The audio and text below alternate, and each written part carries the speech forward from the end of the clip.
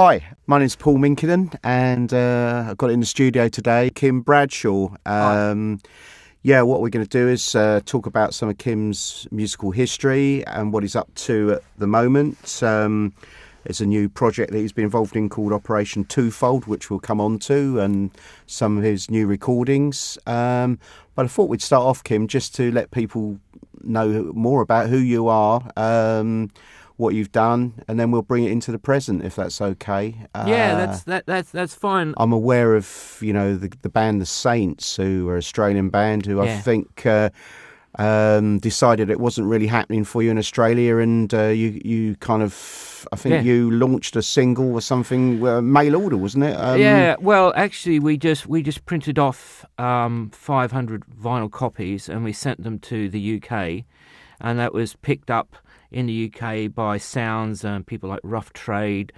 Sniffing Glue, and we became quite famous here in the UK before we even had a record contract. Was that with Stranded? It was with Stranded. Which has become a bit of a sort of punk anthem. Really. It has, It's been that all of the years really, and then EMI knocked on our door.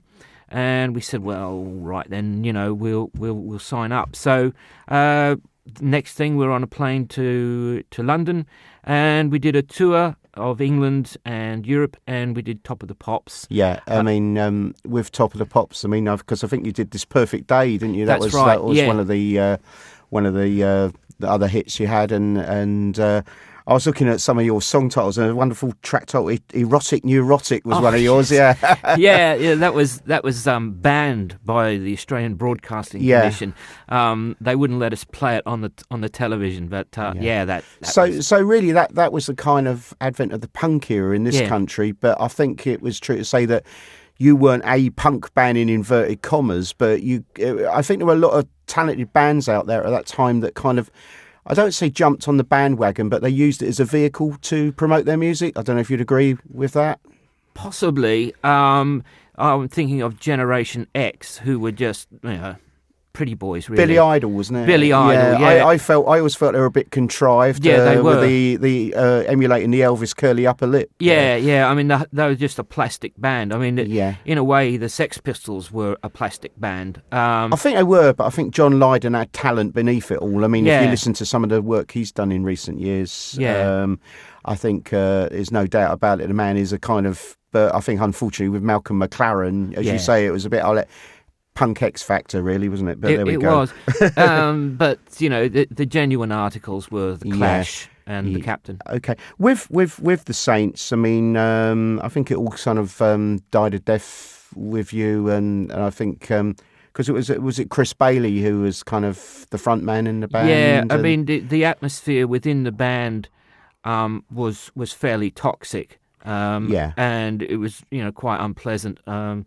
I stayed in the UK, they went back to Australia, and then they more or less just split up. So what did you do after that? Where did you step forward into next? Well, then I went to the Lurkers, whose main occupation was drinking, and then they were musicians. And whereas you primarily thought you were a musician, if I remember reading a bio. Yeah. I was a musician, and drinking came second. So that didn't really work out. The drummer, though, he was a good guy, Manic Esso. Yeah, he was good. Yeah, but no, it was a bit of a disaster, really. So what happened there? Did you leave? Were you asked to leave? How did it work? Or what happened with your departure in the Lurkers? How did that come about? Oh, well, I was sacked for being too professional. You see, I wouldn't drink too. You weren't drinking enough. No, I wasn't drinking enough, basically. It's like I was reading an interview about Hawkwind, and Lemmy got sacked for not taking the same drugs as everybody else. But these things are sent to try us, and you look back on them and probably sort of like chuckle in retrospect, but not at the time, maybe. Yeah. But because I think you would it have been just after that you hooked up with Captain Sensible? Yeah, it was just after that. I got a phone call from his manager saying, we're looking for a bass player. So went down and worked with the captain, and we did a session, a John Peel session, and then we did a mad sort of residency in Paris, which was Where was the Peel session? Was that at Maida Vale? Yeah, that's it. Yeah. I visited that recently. It's a lovely. It's still got that old BBC look. I know they've tried to modern up their studios and everything. But so, what was it like recording in that kind of environment? Well, it was pressure because it was just one take. That was it. I think that was the charm of the sessions. Though. I mean, they're legendary Peel sessions, aren't they? I mean, there's a fantastic book out there that kind of tries to create the feel of those sessions. So, do you think that helped the dynamic though when you definitely. were performing? Yeah. The red light went on, and it was bang. It was just open slather. Yeah. Was that because he had a hit with Happy Talk, didn't he? Was that before you or after? No, that was after. I can't remember the name. I think he was with an all-girl band or something. And he recorded Happy Talk, and that was a hit for him. Yeah. Yeah. So you'd come out of the punk era, although, as I said, the Saints were kind of, I suppose you would just call it like high energy rock, I suppose. Would you? I would say that's fair. And I think that punk was really, I mean, it was speeded up rock and roll possibly, but with a very raw, rough edge. And I think perhaps the urgency of it was perhaps what people enjoyed listening to. I mean, and then I think. Correct me if I'm wrong, but the band The Small Hours, did that come in after that, or there were other interludes before that? No, actually what happened was the captain showed me some Motown grooves, and I thought, well, this is pretty good. And then I was looking for someone to work with, and I saw some guys who were with another band called Street Life. And I went and asked them if they wanted to join me, and they said yes. And we wrote some songs together. That was the Thompson Brothers, it was the Thompson Brothers. Neil and Armand, yeah. And then I hooked up with the drummer from The Jolt, and then they brought their, Neil and Armand brought their keyboard player, Carol. Yes, yeah. And then that was it. And then the next thing we knew, we were recording at the Bridge House on the Mods Mayday album, which has subsequently sold 250,000. Done rather well, hasn't it? Done rather well, yeah. And was it an intention really to sort of appeal to that audience, or did the audience come to you by virtue of the music? I think the audience came to us because we were really heavily into Northern Soul. Because there was, I mean, just for people who don't know it, I mean, post-punk, you had this kind of mod revival, didn't you? Yeah. The Suede Heads, the Skinheads became Suede Heads, and I was reading about, I think you were a support act to Dexys Midnight Runners on the road, and there were a few sort of like violent clashes in the audiences occasionally. There was always violence, bit of tension. There was always violence, but actually we got chucked off the Dexys tour because we would blow them off stage. They didn't like that. So no, because I've been looking at some old, well, not listening to rather than looking, but there was a certain energy. I mean, in some ways, I mean, that music reminded me perhaps of, because I think the Jam were kind of into the same kind of stuff. Yeah. And there was a kind of, the Jam leading to Style Council, it reminded a bit of that transition. Yeah. And I think at that time also, you had the other kind of mod. There was a scene created, again, I suppose, like punk.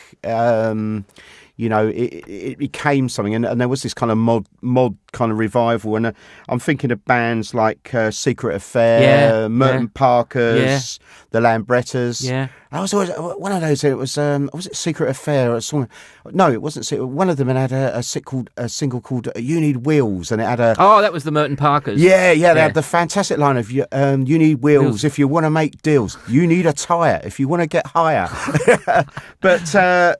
So, I mean, that movement still exists, doesn't it? Really? Definitely. It's huge. It's huge. You've got the kind of scooter rallies, the mod fests, that kind of stuff. Yeah. I mean, it could be even bigger than originally. You know, those scooter rallies, there's thousands of people there. But with that particular band, though, you were involved in the writing, I believe, Kym. That's it. I began to write, and I wrote Midnight to 6 and The Mess, and I did Business in Was there Town. another track, The Kid, wasn't there? Was that one of yours? No, that was the Thompson Brothers. That but wasn't Midnight to Six was kind of like became a bit of a mod anthem. It still gets loads of plays on YouTube. Yeah. I wrote that, and that's, like you say, it's become an anthem.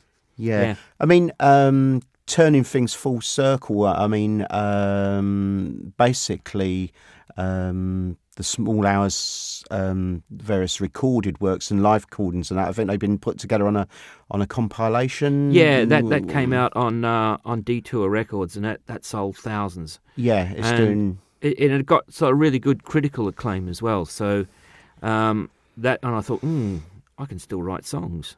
Yeah, and I thought, well, why not?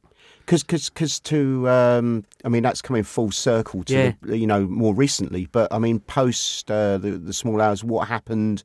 There was quite a long layoff for music for you. Was there in that period? Yeah, because I'd been snatching defeat from the jaws of victory for a long time, and I thought, well, I'm going to be sensible and get a sensible job. So that was it. I mean, you can't keep knocking your head against a brick wall. It hurts after a while. Yeah. And I thought, no, I'll go and do something sensible. So I did that. What did you do? You don't mind me asking, Kym?